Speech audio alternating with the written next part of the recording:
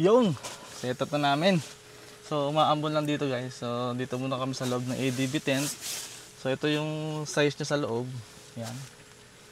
So, i-review natin ito mamaya at i-compare natin siya sa Moto tent.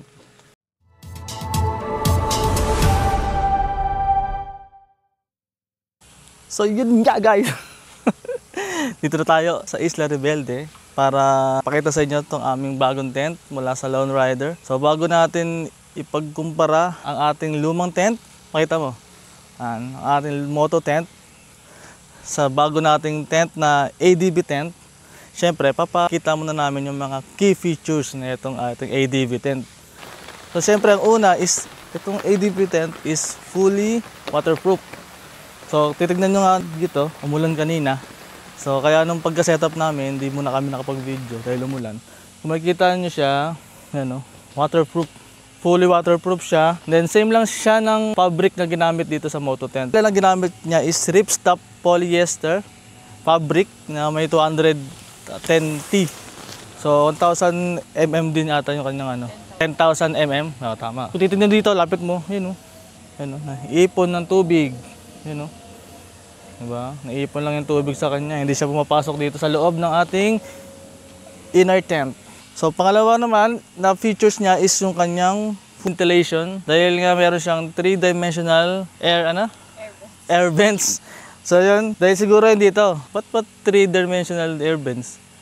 Ayon kay ChatGPT, ang 3-dimensional air vents ay may ventilasyon o vents sa panlabas na takip ng tent na nakalitaw palabas gaya ng maliit na hood o kahon. Hindi ito flat o patag, may lalim ito. Bakit tinawag na 3-dimensional? Una, dahil nakangatong ang disenyo nito palabas. Nagkakaroon ng mas malawak na daluyan ng hangin habang pinipigilan pa rin ang ulan na makapasok. Pangalawa, nagbibigay ito ng mas maayos na airflow o daluyan ng hangin kahit malakas ang hangin o ulan sa labas. Lalapit mo dito, ito yung kanyang door. So yan, ito yung kanyang front door. Then sa kabila, yan. Same din siya. Meron din siya dito another door. Yan.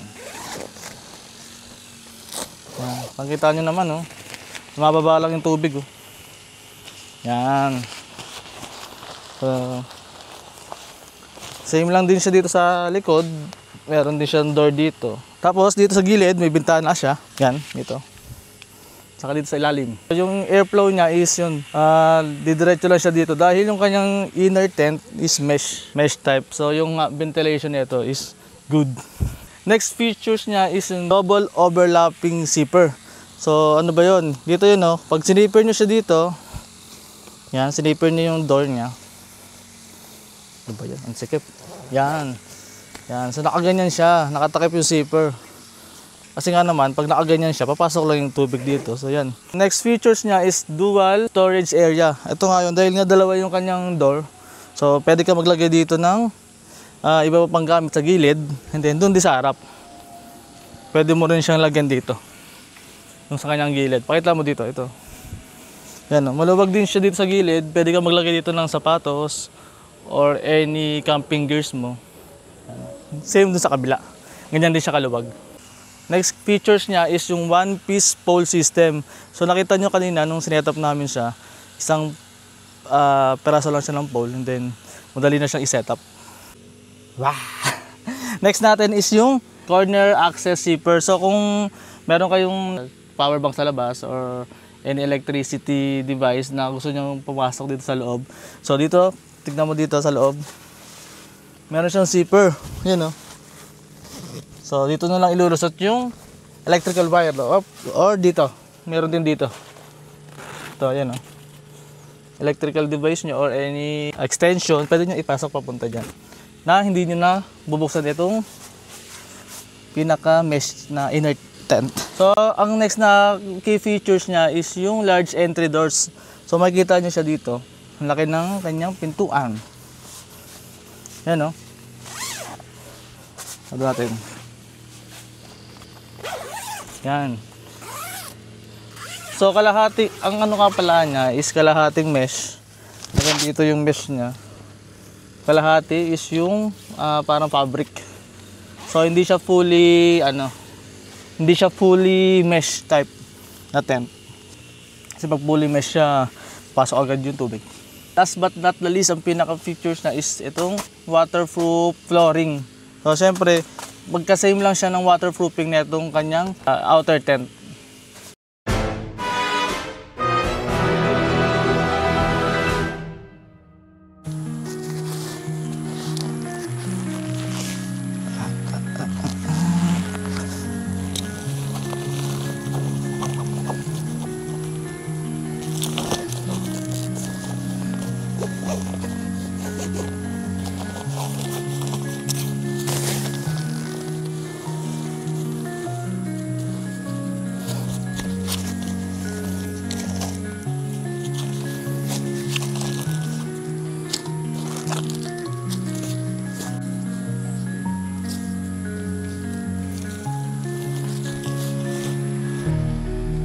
So guys, natanggalan natin yung ating IDV tent sa kanyang lagayan. So ito yung mga laman niya. Siyempre merong pole, merong pegs. Ito yung kanyang inner tent. Ito yung outer tent. And then meron din siyang mesh. Ito yung nilalagay ata sa taas ng inner tent. And then siyempre meron siyang ground sheet na may SOS tulad siya ng moto tent natin. Then meron din siyang kasamang repair kit saka mga extra fabric kung sakaling mabutas yung atin tent. So set up muna natin guys para makita nyo yung ADV tent natin.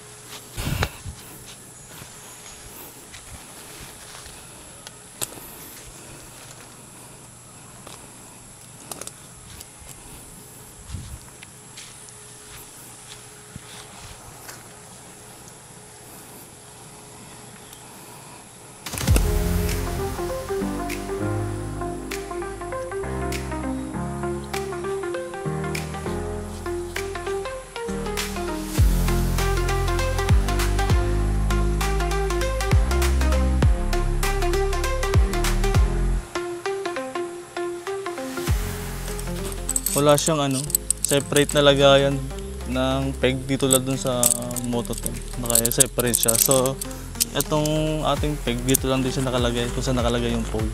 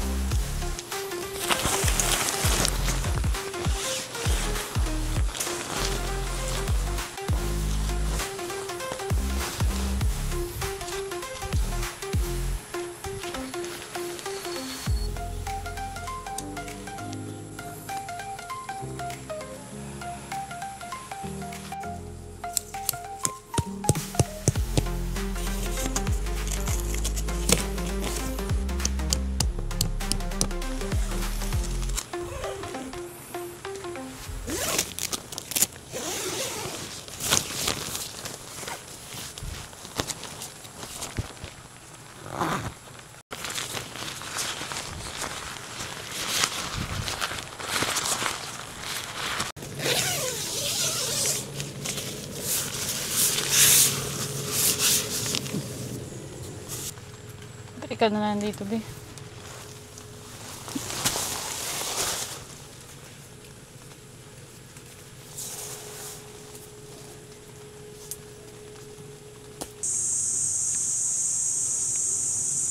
So ayun yung dalawa guys, isang moto tent, isang ADB tent.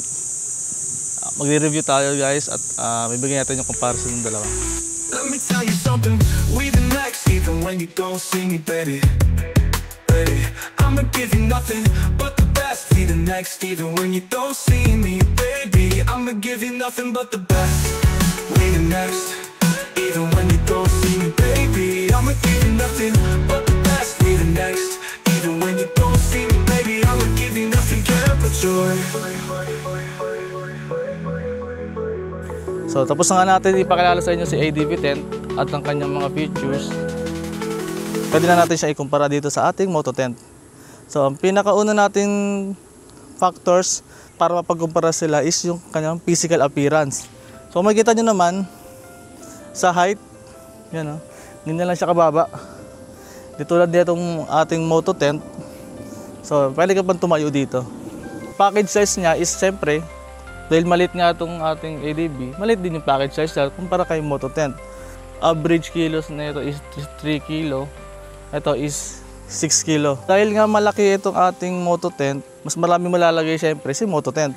Mga camping gears. Then, di tulad dito ni ADB is mga minimal lang siya na mga camping gears ang malalagay mo. So doon naman tayo sa durability.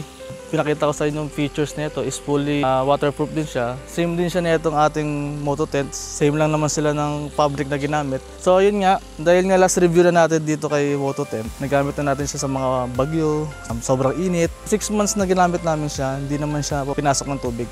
So siguradong si ADB is ganun din yung quality. So doon naman tayo sa doors and windows niya. So kung makikita niyo siyempre, mas labang pa rin si moto tent. So malaki ng kanyang tatlong entry doors. Then meron pa siyang back door doon sa likod. Di tulad dito ni ADB, meron lang siyang dalawang large entry doors. So doon naman sa setup, ease of setup niya.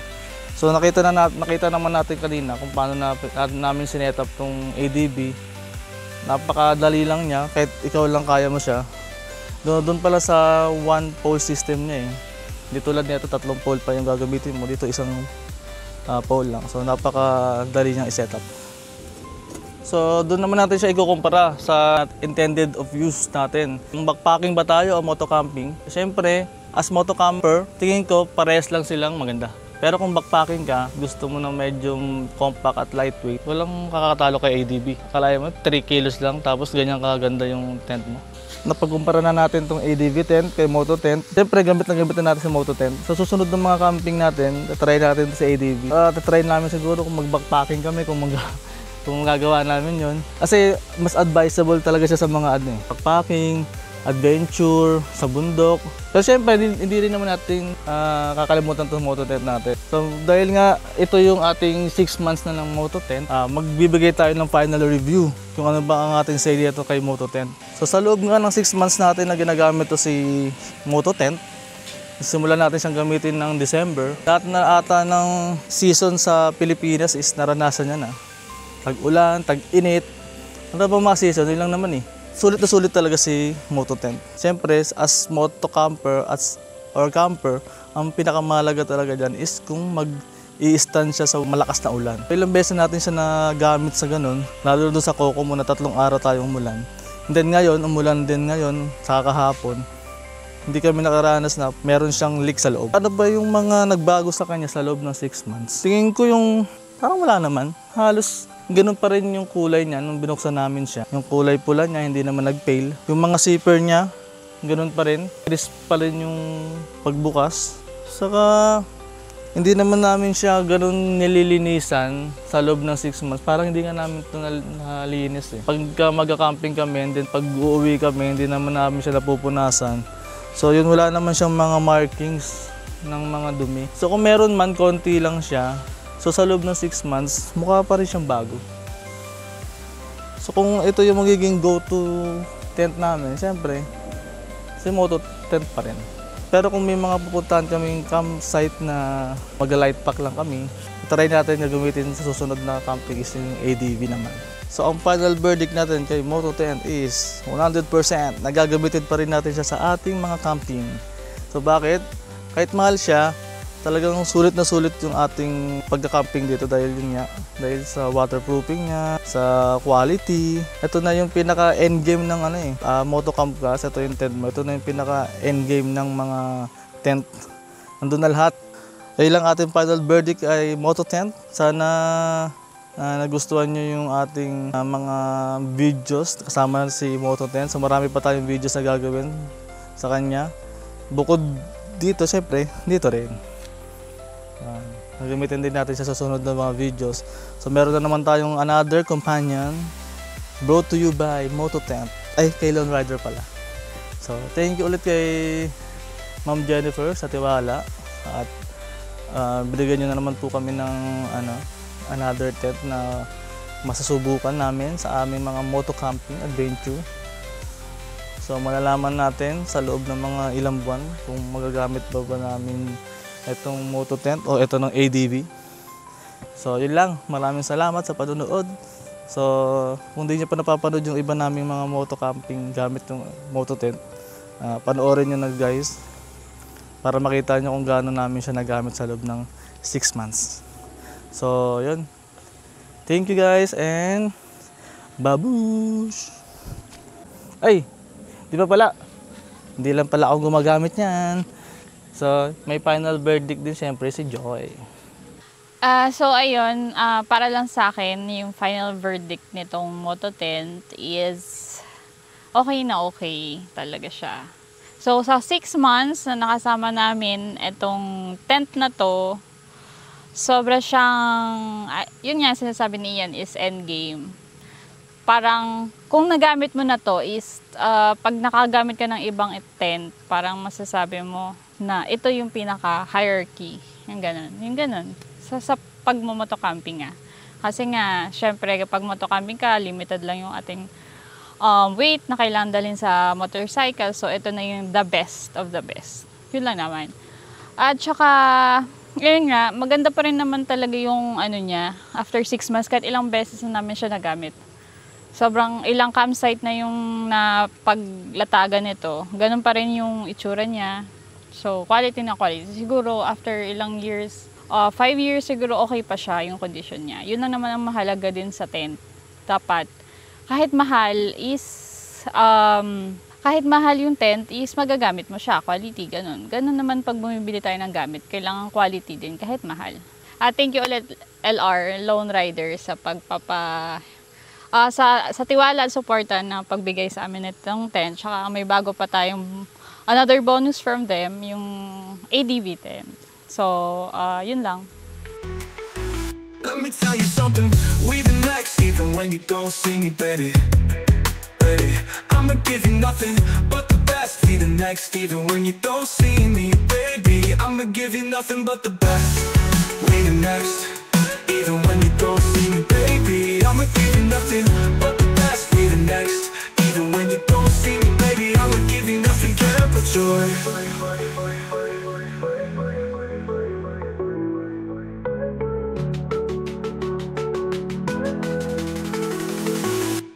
Can't put joy.